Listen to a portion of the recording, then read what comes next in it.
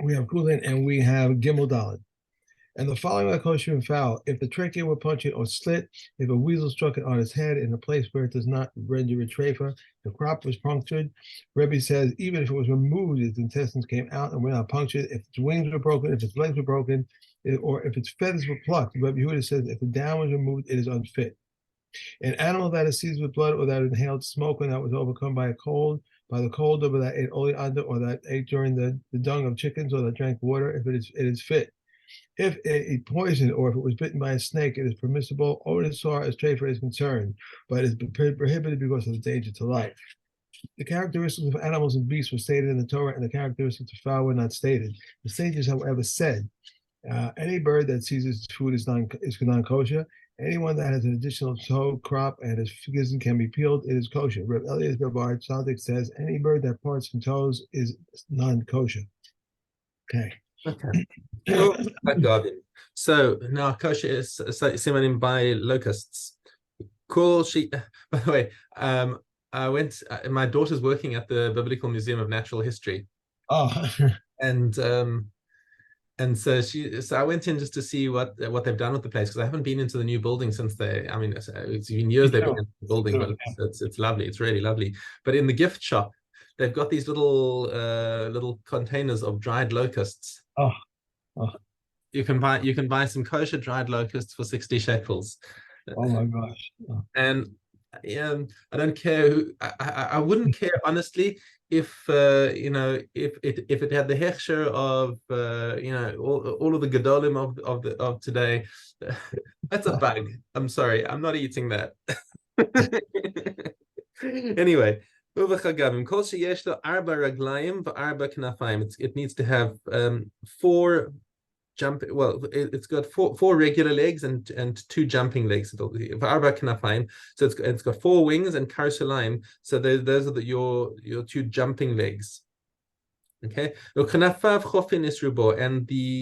the wings must cover the majority of its body. Okay.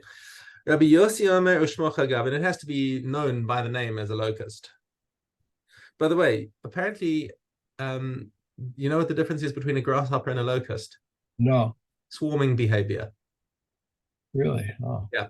No idea. When grasshoppers get together and swarm, then they become locusts. Really? Yes. The same animal? The same insect? Exactly the same insect. But it's when they're swarming that they're called locusts. Oh wow. Mm-hmm. Okay. Uvadagim. And now kosher simanim by fish. Kol sheyesh lo snapir v'kaskes is anything that's got fins and scales. Okay. Now, of course, the question is why do we need to have scales? Because why do we have to mention fins? Because any fish that has scales also has fins, and it's just simply Hagdil Torah v'yadir, just that more stuff to learn for Torah, and it's all good. Rabbi Yehuda Omer Shnei kaskas sin usnapir echad, and it doesn't have to be entirely covered. It just needs to have two scales on its body, and that's a good fish. Okay, and one fin. I'm not sure if there is such a creature as a fish with only one fin. Anyway, eluhen kaskasin, and what's defined as a scale? Hakavuin bo. So the scales that are stuck to the fish. Okay. Even if it comes off when you take it out of water, and there is actually one species of fish that swims off South Africa known as the kingklip, which actually there was a bit of a controversy about it, because when you catch it, the scales actually fall off. And it is kosher because it has scales in water, but there was a bit of an argument in South Africa as to whether it could be called mahadran or not. So they said, okay, so kingklip is kosher but not mahadran. Yeah. Okay. Usnapirin, and what are fins? Haporech behin, something that it swims with, what it uses to steer itself through the water. Okay. All right, now we move into Behema Hamikasha Leled, beg your pardon. An animal is struggling to give birth, okay, and the owner is concerned now that it's going to die in childbirth. He doesn't want his prized animal to die, and the fetus is worth much less to him. So what does he do? Oh, beg your pardon. I'm looking at the wrong case. Excuse me. So the animal's trying to give birth, and the animal sticks out a leg instead of its head first. Okay, so it sticks out its leg, and the farmer notes and says, "Oh yeah, this is its right foreleg," and he keeps an eye on it, and then it pulls its leg back inside. Okay, and now he's this is right. So now this is talking about the animal withdrew, the fetus withdrew its leg, and the farmer said, "You know something? I'm worried this animal's going to die in childbirth." And he chaps her eye with his shchita knife and shechts the mother, so that it's kosher. Okay, now this has the amazing ability to be machshir the ubar. The fetus automatically becomes kosher with that shchita, without its own shchita. Right. Okay, and that leg that it stuck out is so what are we talking about? The ubar is mutar b'achila, but the leg that it stuck out, even though it returns to inside the behemoth, it's asked to eat that because it's come out, but it comes it's a drasha from the pasuk of basar basade treifa lo tochelu. So it's about the sadeh. If it hasn't seen, since a bit of it has come out and has seen the field, kilo, you can't use that as and that's always becomes asur. And even if he wants to do a shchita on the blood after he's shechted the mother, he cuts it open. There's a living embryo inside there. Well, it now becomes a little calf, and he decides he's going to do a shchita on that. It doesn't change anything because the shchita has been effective, and there's a bit of that calf that is no longer kosher. It's considered like that. Just that limb is considered like a treifa. Okay, hotzi is rosho. Now, what happens if the calf stuck its head out? Afal pishech zero. Even after even if it went back inside, it's like a calf that's already been born, and therefore it would need its own independent shchita. And the kula of that, of course, is that if it had stuck out its leg and then came back, then it stuck out its head and it came back, and he shechted the mother at this point, the calf is considered as if it's born, and even that leg, once you've shechted it, becomes kosher because it's now an independent creature. Okay. Now, what happens if he goes in while the animal is in labor and without the fetus actually coming out? If he starts trying to cut up the uber to save the mother because it's coming out breech or whatever, oh shoot, did I just do something wrong here? Okay. Anyway, sorry. Just saw somebody sent me a message saying you sent this to the wrong group. Okay. Okay, back to Kotek. So he's busy cutting up the fetus inside, and he shechts the mother. It's still all mutar b'achila. It doesn't matter that it was all cut. It's not called eva min achai because it wasn't a separate creature yet. Minat klayos. Now, what happens if he goes into the mother and somehow does surgery inside the mother and severs the spleen or the kidneys? Now, why do we choose the spleen or the kidneys? Because we just learned in Eilu Treifas that missing a spleen or missing a kidney is not considered a treifa. Okay, so now he shechts the animal and says, okay, now am I allowed to eat that spleen or that kidney that was severed while okay? And the answer is no, because that is considered eva min achai. He severed it from the animal while it was alive. So what's the difference between that and if you shech the fetus and that's now considered a shachut, it's now kosher? What's the difference between that and the organs that he severed and left inside the body? Okay, what's the rule? Zeklal dava shegufa, something that's actually part of the cow's body, that's aser, that's Aver min achai. She'ena gufa, but the fetus is not part of the cow's actual body. It's just it just tags along for the ride with the shchita. That's mutar after the shchita. Okay. Mishna base, Hamava Keres. So now we're dealing with this is the firstborn of this cow. So we're dealing with laws of Bechoros. Okay, and again, it's going through trouble in childbirth. Mechatech Aver. So he goes in and he starts cutting up the fetus to save the mother in order that it doesn't die in childbirth. So he can pull out each piece of the fetus as it comes out, and he's allowed to throw it to the dogs. Now that's the halacha that we're going for over here, because this is a bechor, supposedly. Okay, it could have been a bechor, but let's say we know it's a male. So it has no kedusha.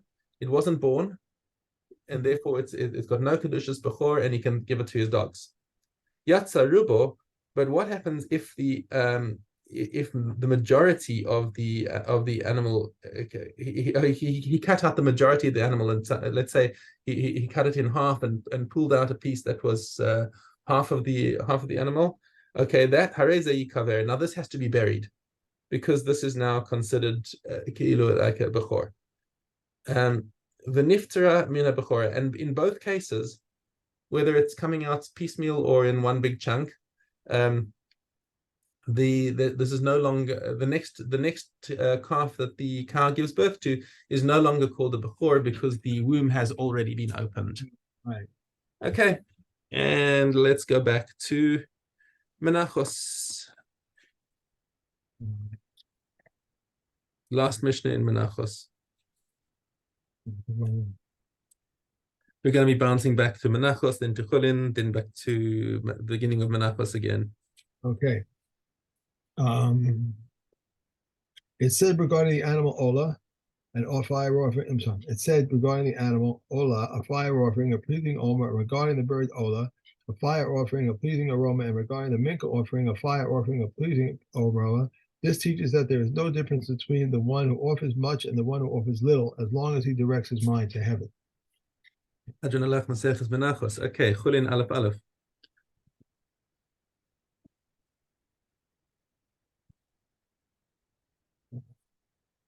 All minka offerings which whose kmitza was performed for the sake of the designation other than their own are valid, but they are not credited to the owner as fulfillment of his obligation, except for the owner's sinful minka offering and the jealousy minka offering. And if one performed the kmitza of the sin's minka offering or the jealousy minka offering for the sake of a designation other than their own, or he placed them in a vessel or carried them or burnt them on the altar for a designation other than their own, or for their own designation and a designation other than their own, or for a designation other than their own as well as their own designation, they are invalid. What is an example of for their own designation and a designation other than their own? For the sake of a sin's minka offering and for the sake of a voluntary minka offering, what is an example of for the designation other than their own as well as the other own designation? For the sake of a voluntary minka offering as well as for the sake of a sinner's minka offering.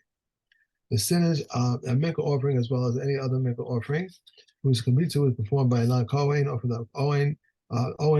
Hold on. Just I completely lost focus over here. I go too far. Which Mishnah are you're reading in Menachos now, right? Which Mishnah are you in? I just started Gimel. So you're still in Gimel. Right, unless I skip the space. Okay. That's fine. Okay, so you didn't do the first Mishnah in Chullin again, but that's fine. We'll come to Chullin. Carry on wherever you are. All right, let's start base. Okay, we'll start there. No. Are you in Menachos? Menachos. We should be starting with Aleph Gimel. Gimel. Okay, that's where I was. Okay. That's where I started. Okay, Aleph Gimel. Okay.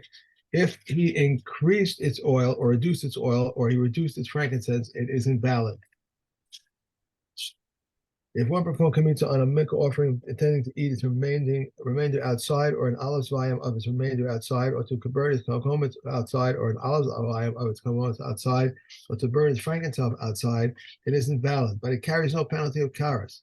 And if he did so intending to eat its remainder to go tomorrow, or an olive's volume of its remainder tomorrow, or to burn its cummins on the altar tomorrow, or an olive's volume of the cummins tomorrow, or to burn its frankincense on the altar tomorrow, it is pigul, and one is liable to karas over it.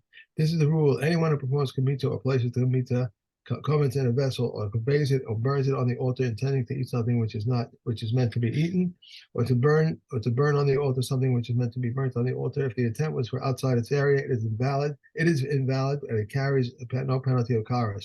If it was for beyond the time, it is pigul, and one is liable to karas over it, provided that the part which makes it permissible is offered as required. In what manner is the part which makes it permissible considered to have been offered as required? If he performed kamitza in silence and he placed the kumitz in a vessel, conveyed it or burnt it on the altar for beyond its time, or he performed kamitza with intent for beyond its time and placed the kumitz in a vessel, conveyed it and burnt it on the altar in silence, or he performed kamitza, placed the kumitz in a vessel, conveyed it and burnt it on the altar for beyond its time. These are the cases in which the part which makes it permissible has been offered as required. Okay. Dalit? Yeah. Okay. In what manner is the part which makes it permissible not considered to have been offered as required? If he performed kamitza with intent for outside its area, but he placed the kumitz in a vessel, conveyed it or burnt it on the altar and for beyond its time, and he performed kamitza for beyond its time, but he placed the kumitz in a vessel, conveyed it and burnt it outside its place, or performed kamitza, placed the kumitz in a vessel, conveyed or burnt it for outside its area.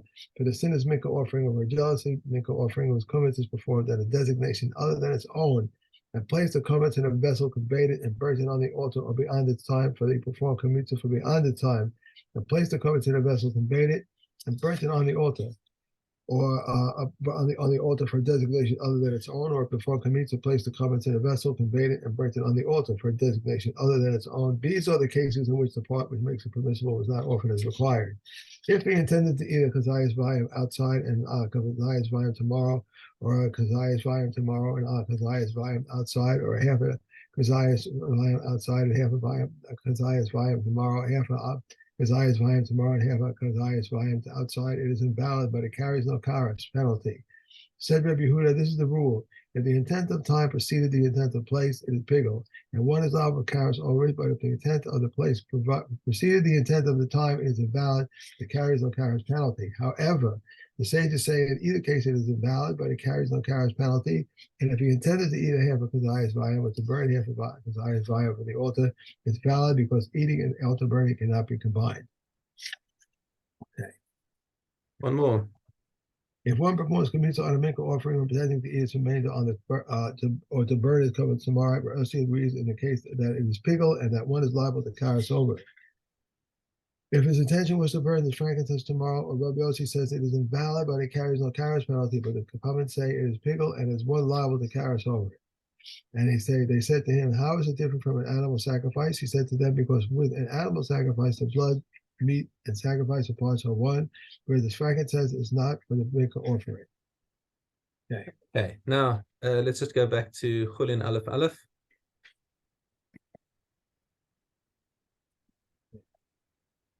And do two Mishnayos there. Okay. All may slaughter, their slaughtering is valid, except the deaf mute and one who is mentally deranged and a minor, but they bungle their slaughtering.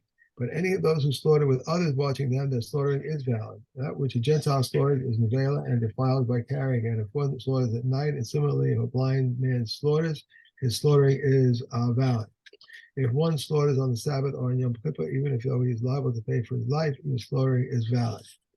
If one slaughters with a hand sickle, with a flint, or with a reed, his slaughtering is invalid. And all may slaughter, and one may always slaughter.